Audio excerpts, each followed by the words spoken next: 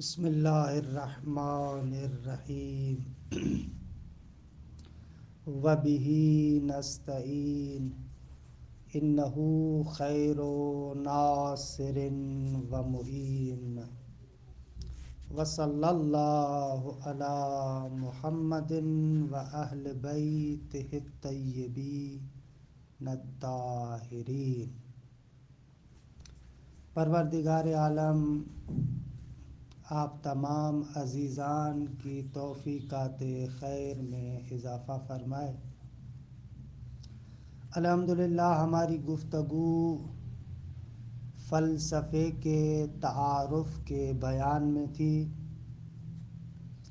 اور ذکر کر رہے تھے کہ اسلامی دنیا میں فلسفے سے کیا مراد لیا گیا۔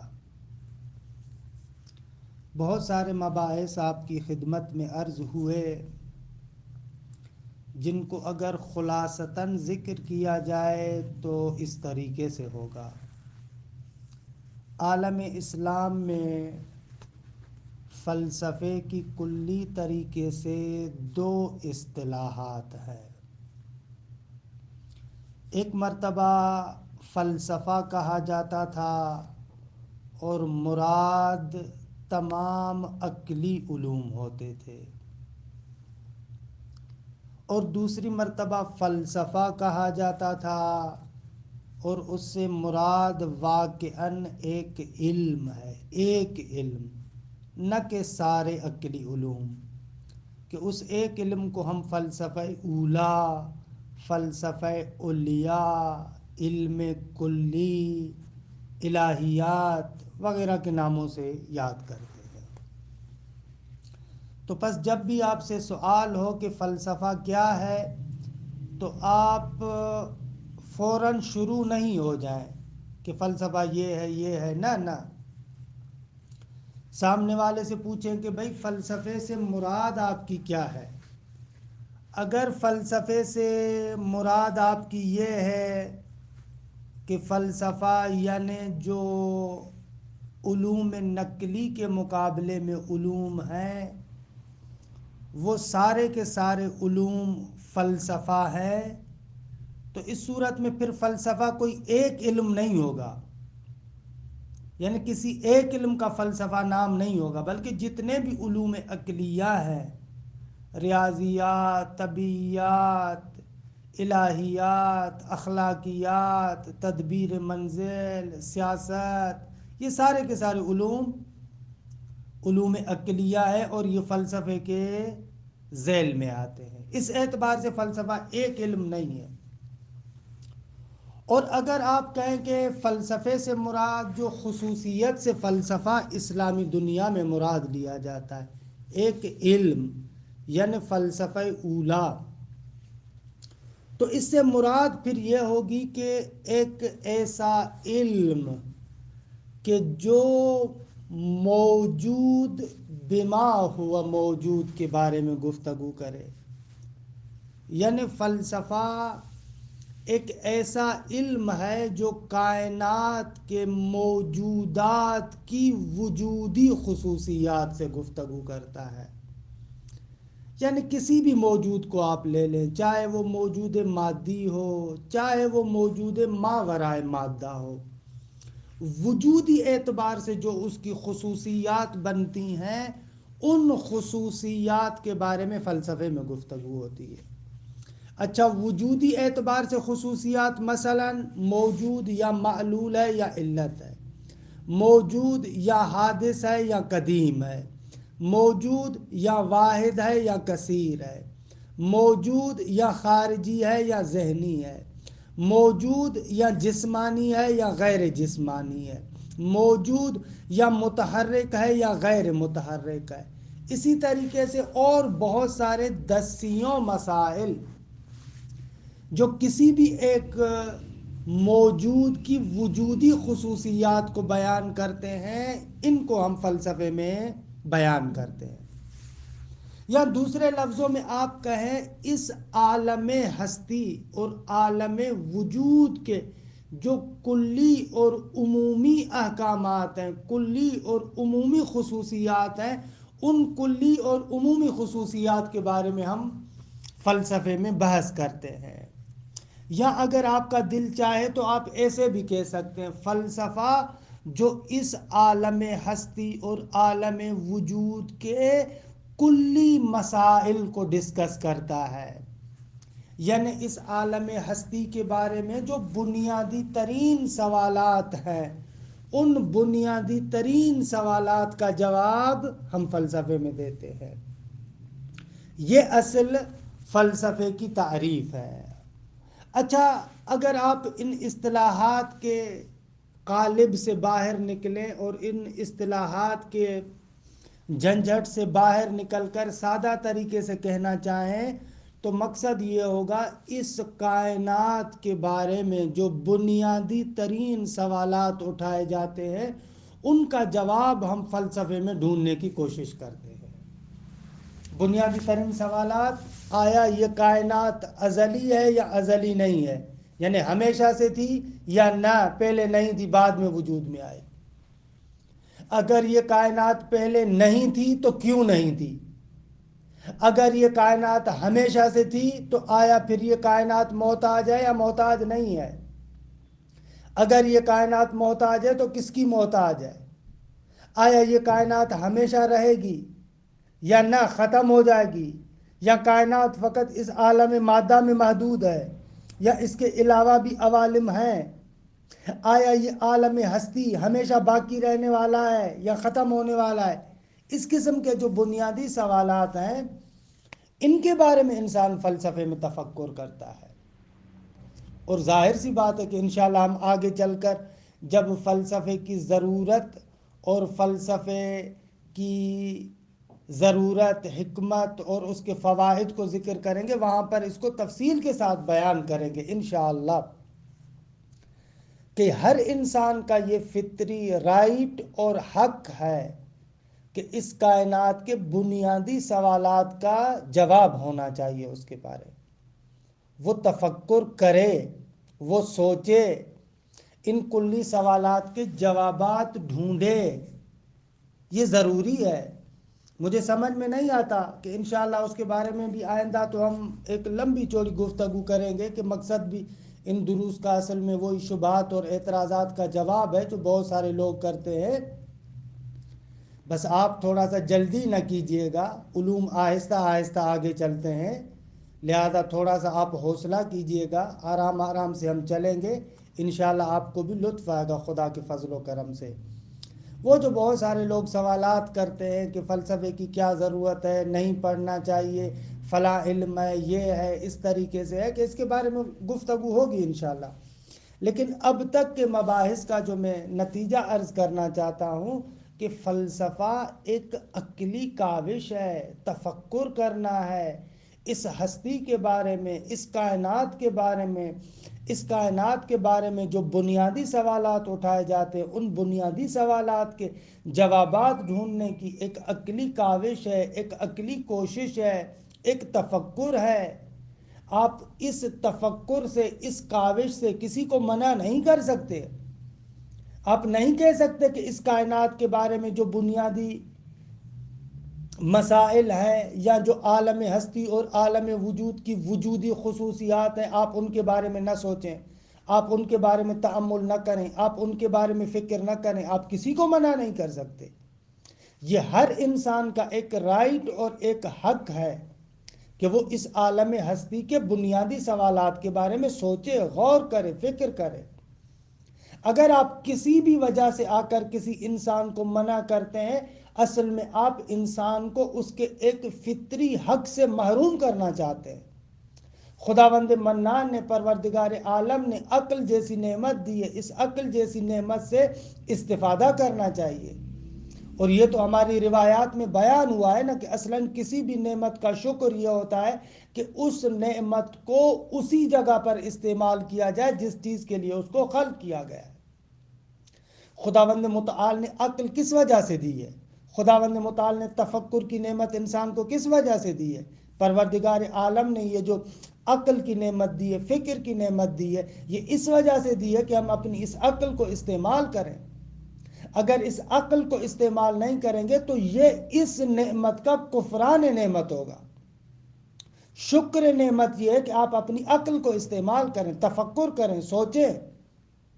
لہذا یہ کہنا کہ نہ بھائی فلسفے کے بارے میں کیا ضرورت ہے، کیا لازمی ہے کہ بیٹھ کر آپ سوچیں، نہ خداوند متعال نے یہ قوت دی ہے، اس کو استعمال کریں، یہ انسان کا رائٹ ہے۔ نہ فقط رائٹ ہے بلکہ اس کی ذمہ داری ہے کہ اپنی عقل کو استعمال کرے۔ یہاں پر اگرچہ استاد مطہری نے اس جگہ پر ذکر نہیں کیا، لیکن میں آپ لوگوں کی ذہنی سکون کے لحاظ سے کچھ آیات اور کچھ روایات کو بھی ذکر کرتا ہوں کہ دیکھیں پورا قرآن مجید اور روایات آل محمد بھری پڑی ہیں اس بات پر کہ آپ کو تعقل کرنا چاہیے، آپ کو فکر کرنا چاہیے، آپ کو سوچنا چاہیے، اس کائنات کے بارے میں سوچیں، اس عالم ہستی کے بارے میں سوچیں، اپنے بارے میں سوچیں، تفکر کریں، تفکر کریں، تفکر کریں۔ قرآن پورا بھرا پڑا ہے۔ اصلاً قرآن مذمت کرتا ہے ان لوگوں کی جو لوگ یہ ہوتے ہیں کہ آ کر تفکر نہیں کرتے۔ میں چند آیات پڑھتا ہوں۔ بعض آیات قرآن مجید کی ایسی ہیں کہ جن میں کہا گیا ہے کہ کلی طور پر جو بندہ تفکر نہیں کرتا وہ اصلاً انسان کہلانے کے لائق نہیں ہے۔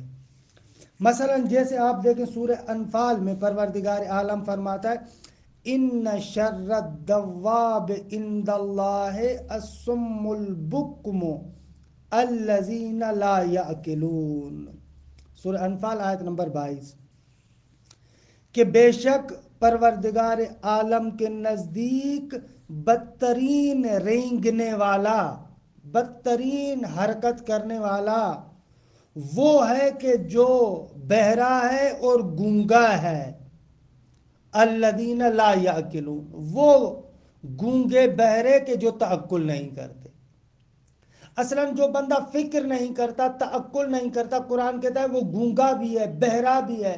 اصلاً انسان کی تعبیر اس کے لیے قرآن نہیں لے کر آتا۔ قرآن کہتا ہے کہ وہ بدترین رینگنے والی مخلوق ہے، اصلاً جانور ہے۔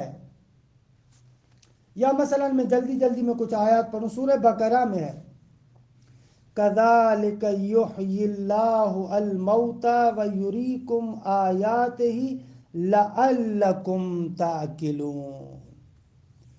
خداوند متعال اسی طریقے سے مردوں کو زندہ کرتا ہے اور تمہیں اپنی آیات دکھاتا ہے، نشانیاں دکھاتا ہے۔ کیوں؟ لعلکم تعقلون، کہ شاید تم لوگ تعقل کرو، تعقل کرو۔ عجیب ہے کہ بہت سارے لوگ کہتے ہیں کہ قرآن اور ائمہ اہل بیت انسان کو تعقل کرنے سے روکتے ہیں۔ بھائی کیسے ہو سکتا ہے؟ یہ قرآن کے مزاج کے خلاف ہے۔ یا مثلاً سورہ اعراف میں والدار الآخرۃ خیر للذین یتقون افلا تعقلون، جو آخرت کا دار ہے اور گھر ہے بہترین ہے متقین لوگوں کے لیے، افلا تعقلون، تم لوگ سوچتے کیوں نہیں ہو، تأمل کیوں نہیں کرتے؟ یا مثلاً سورہ انبیاء میں ارشاد ہوتا ہے اف لکم ولما تعبدون من دون اللہ افلا تعقلون، حیف ہے تم پر اور تمہارے معبودوں پر جو تم نے خدا کے بغیر بنائے ہوئے، افلا تعقلون، بھائی سوچتے کیوں نہیں ہو؟ دیکھیں قرآن انسان کی فطرت کو چھیڑتا ہے، افلا تعقلون، سوچتے کیوں نہیں ہو؟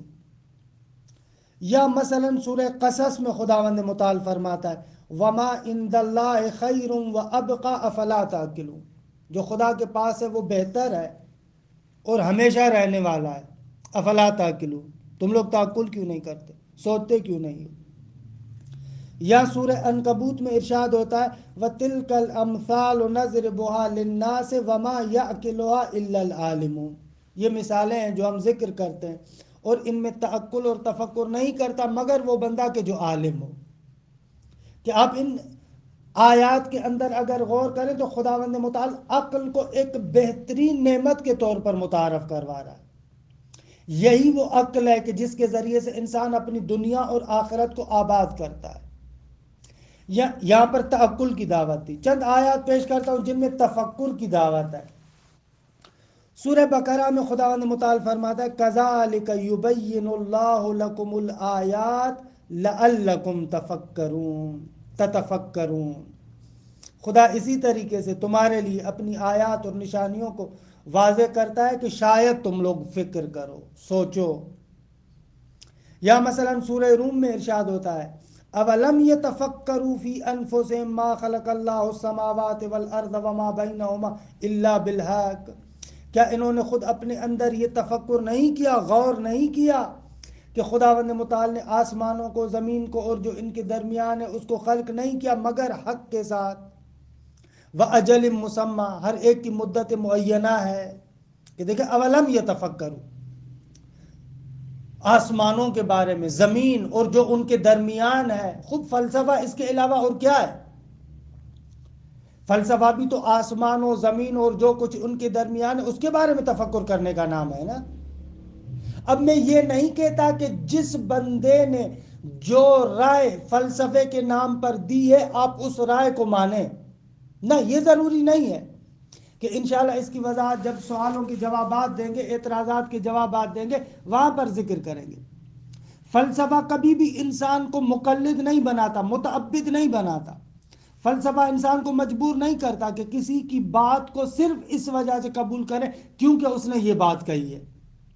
کوئی بھی فلسفہ اس طریقے سے نہیں کہتا۔ کوئی فلسفی اس طریقے سے نہیں کہتا کہ آپ ایک بات کو مانیں اس لیے کہ ارسطو نے کہی ہے، آپ ایک بات کو مانیں اس لیے کہ افلاطون نے کہی ہے، آپ ایک بات کو اس لیے مانیں کہ مثلا سقراط نے کہی ہے، آپ کسی ایک بات کو مانیں اس لیے کہ فارابی نے کہی ہے، بو علی سینا نے کہی ہے، ملا صدرا نے کہی ہے۔ نہ نہ نہ، کوئی فلسفہ یہ تعبد اور یہ تقلیدی ذہن کوئی فلسفہ نہیں سکھاتا۔ ہو سکتا ہے ان فلسفیوں میں سے بہت سارے فلاسفہ کے جو آراء اور نظریات ہوں وہ اشتباہ ہو، غلط ہو سکتا ہے، اور ان فلسفیوں نے بھی نہیں چاہا کہ ہم لوگ ان لوگوں کی باتیں آنکھیں بند کر کے قبول کریں، لیکن اس چیز کی دعوت تو دیتے ہیں کہ آپ لوگ تفکر کریں، سوچیں۔ ہم لوگوں نے اس طریقے سے سوچا ہے، آپ لوگ بھی سوچیں کائنات کے بارے میں۔ یہاں پر خدا کیا کہہ رہا ہے کہ کیوں نہیں فکر کرتے ہو؟ آسمانوں میں، زمین میں اور جو کچھ ان کے درمیان اس کے بارے میں تفکر کرو۔ ہم لوگ کیا کرتے ہیں، اکثر اوقات ایسے ہوتا ہے بہت ساری چیزوں کو نہیں جانتے، بس سنی سنائی باتوں پر پروپیگنڈا، کہ انشاءاللہ میں ذکر کروں گا سب سے بڑا پروپیگنڈا یہ ہوتا ہے کہ بھئی یہ آل محمد کے راستے سے ہٹ کر ہے۔ کس نے کہا کہ آل محمد کے راستے سے ہٹ کر ہے؟ فلسفہ آپ کو تفکر کرنے کی دعوت دیتا ہے، عقلی فکر کرنے کی دعوت دیتا ہے، جو قرآن مجید دعوت دے رہا ہے۔ قرآن کی دعوت یہی ہے کہ آپ لوگ کیوں نہیں فکر کرتے؟ اولم یتفکروا فی انفسہم، خود ان لوگوں نے کیوں نہیں تفکر کیا؟ یا مثلا قرآن مجید کی سورہ روم کی آیت کو آپ نے دیکھا، یہ جو ابھی عرض کی، سورہ آل عمران کی آیت کو دیکھیں، الذین یذکرون اللہ قیاما وقعودا وعلی جنوبہم وَيَتَفَكَّرُونَ فِي خَلْقِ السَّمَاوَاتِ وَالْأَرْضِ۔ وہ لوگ کہ جو خدا کو یاد کرتے ہیں قیام کی حالت میں، جب کھڑے ہوتے ہیں، بیٹھتے ہیں، سوتے ہیں، تینوں صورتوں میں، یعنی ہر جگہ پر خدا کو یاد کرتے ہیں۔ وَيَتَفَكَّرُونَ فِي خَلْقِ السَّمَاوَاتِ وَالْأَرْضِ، آسمانوں اور زمین کی تخلیق میں تفکر کرتے ہیں۔ اللہ اکبر! اس آیت سے زیادہ روشن آیت کیا ہوگی؟ آسمانوں اور زمین کی تخلیق میں تفکر کرتے ہیں اور کہتے ہیں ربنا ما خلقت ھذا باطلا، اے میرے مالک تو نے یہ سارا ہیچ و پوچ اور باطل تو نہیں بنایا، سبحانک، تو پاک ہے، فقنا عذاب النار، ہمیں جہنم کے عذاب سے بچا۔ یا سورہ حشر میں خدا فرماتا ہے وَتِلْكَ الْأَمْثَالُ نَضْرِبُهَا لِلنَّاسِ لَعَلَّهُمْ يَتَفَكَّرُونَ، یہ مثالیں ہم ذکر کرتے ہیں لوگوں کے لیے کہ شاید لوگ تفکر کرنے والے ہوں۔ تو آپ نے دیکھا کہ ان آیات کے اندر خداوند متعال دعوت دے رہا ہے، جو مثالیں ہم ذکر کرتے ہیں ان میں تفکر کرو، اس عالم کی تخلیق کے بارے میں تفکر کرو۔ بھئی فلسفہ اسی چیز کا نام ہے، اس کے علاوہ اور کچھ نہیں ہے۔ میں نہیں کہتا کہ فلسفے کے نام پر جس کا بھی جو رائے ہے آپ اس کو قبول کریں، یہ کوئی فلسفی نہیں کہتا، لیکن آپ کسی کو روکیں اور آ کر کہیں کہ تم تفکر نہ کرو، یہ کون سی عقل مندی ہے؟ بعض آیات مثلا تدبر کے بارے میں دیکھیں، قرآن مجید میں سورہ نساء میں ارشاد ہوتا ہے افلا یتدبرون القرآن۔ خوب قرآن اس عالم ہستی کے حقائق کو ذکر نہیں کرتا، اس قرآن کے اندر اس پوری عالم ہستی کے راز اور اسرار چھپے ہوئے نہیں ہیں، ان میں تدبر نہیں کرنا چاہیے، ان میں فکر نہیں کرنی چاہیے۔ آیا تدبر کرنے کا معنی یہ ہے کہ فقط جو ظاہری گلی کوچے کے لوگ، عرب لوگ مثلا جو الفاظ کا معنی کرتے ہیں فقط وہی معنی کریں؟ آیا قرآن فقط یہی کہنا چاہ رہا ہے؟ اگر اس طریقے سے کہنا چاہتا ہے تو یہ پھر کیا کہ افلا یتدبرون القرآن، قرآن میں تدبر کرو۔ یا مثلا سورہ صاد میں ارشاد ہوتا ہے کتاب انزلناہ الیک مبارک لیدبروا آیاتہ ولیتذکر اولو الالباب، یہ کتاب ہے کہ جس کو ہم نے تمہاری طرف نازل کیا، یہ کتاب مبارک ہے، کیوں؟ لیدبروا، تاکہ تم لوگ تدبر کرو اس کی آیات میں، ولیتذکر اولو الالباب، جو صاحبان لب ہے، حقیقی مغز رکھنے والے ہیں، وہ لوگ آ کر اسے تذکر لے۔ یا مثلا یہ عجب آیت ہے سورہ محمد کی، افلا یتدبرون القرآن ام علی قلوب اقفالها، یہ قرآن میں کیوں نہیں سوچتے، کیا ان کے دلوں پہ تالے لگے ہوئے ہیں؟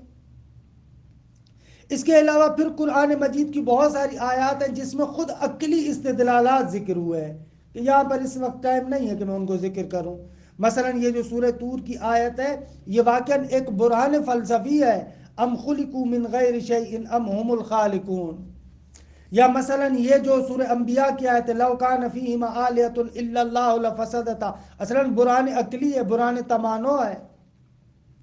یا اس کے علاوہ تخلیق کے بارے میں افحسبتم انما خلقناکم عبثا وانکم الینا لا ترجعون، اصلا برہان فلسفی ہے۔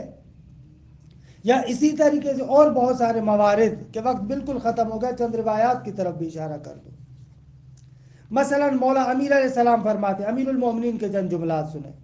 مولا فرماتے ہیں لا مال اعود من العقل، عقل سے بڑا سرمایہ کوئی نہیں ہے، عقل سے زیادہ فائدہ مند کوئی سرمایہ نہیں ہے۔ ان اغنى الغنى العقل، سب سے بڑی بے نیازی عقل ہے، یہ مولا امیر کے جملات ہیں۔